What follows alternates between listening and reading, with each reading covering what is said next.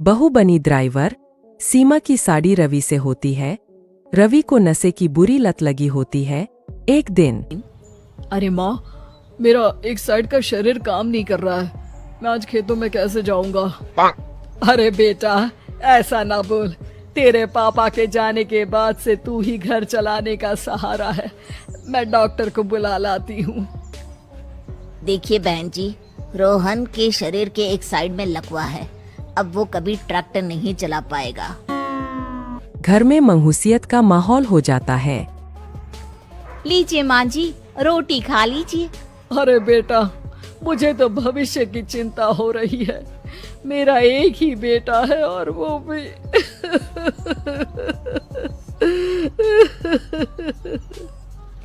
माँ जी, आप चिंता न करें। जब तक ये बीमार है मैं खेत जाकर काम कर लिया करूँगी। वैसे भी नशे के कारण इनका शरीर काफी कमजोर हो गया है। अगले दिन सीमा खेत में जाकर काम कर शाम को घर लौटती है। ये ले बेटा, पानी पी ले। कैसा रहा काम का पहला दिन? माँ जी, काम तो ठीक है, लेकिन मैं अगर ट्रैक्टर चलाना सीख लूँ ना तो काम और भी आसान हो जाएगा। अरे बेटा, दुनिया क्या कहेगी कि औरत होकर ट्रैक्टर चला रही है। माँ जी, या तो हम दुनिया देख ले या अपना घर, कोई बात नहीं। जब ये ठीक हो जाएंगे तो सब ठीक हो जाएगा। अरे बहू, जरा बाहर तो आना। जी माँ जी। बहू, तेरे मामा जी आए हैं। तूने बुलाया था ना? हाँ माँ जी, वो मामा जी ना आज से मुझे ट्रैक्टर चलाना सिखा। सीमा मामाजी से ट्रैक्टर चलाना सीखती है। वो मन लगाकर खेतों में काम करती है। और एक दिन माँ जी, पता है इस बार पूरे गांव में सबसे ज्यादा फसल का उत्पादन हमारे खेतों में हुआ है।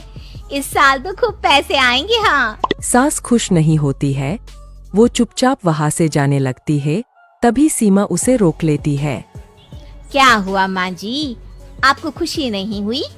बेटा, आज डॉक्टर साहब बोल रहे थे कि रोहन के ठीक होने के लिए 5 लाख रुपए की जरूरत है।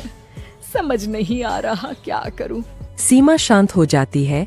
अगले दिन सास सीमा के पास आती है। बेटा, ये मेरे गहने हैं। इसे अपने गहनों के साथ जोड़कर सुनार को दिया। जितने पैसे हो ले आ। डॉक्टर को आज ही देने हैं। सीमा अपने गहने और सास के गहनों को लेकर दुकान में बेचकर पैसे लेकर घर आ जाती है। माँ जी, सिर्फ 3 लाख रुपए का ही इंतजाम हो पाया है। बाकी के पैसे कैसे आएंगे? बेटा, अब तो एक ही चारा है। हमें जमीन भी बेचनी पड़ेगी। माँ, खेत बेच देंगे तो खाएंगे क्या? अरे बेटा, कोई दूसरा चारा भी तो नहीं है। रोहन ठीक हो जाए तो वो मेहनत करके इससे भी बड़ी जमीन ले लेगा। सास बहू मिलकर खेत भी बेच देते हैं। अब पूरे पैसे लेकर सास डॉक्टर के पास जाती है। डॉक्टर साहब, ये लीजिए सारे पैसे। बस किसी तरह मेरे बेटे को ठीक कर दीजिए।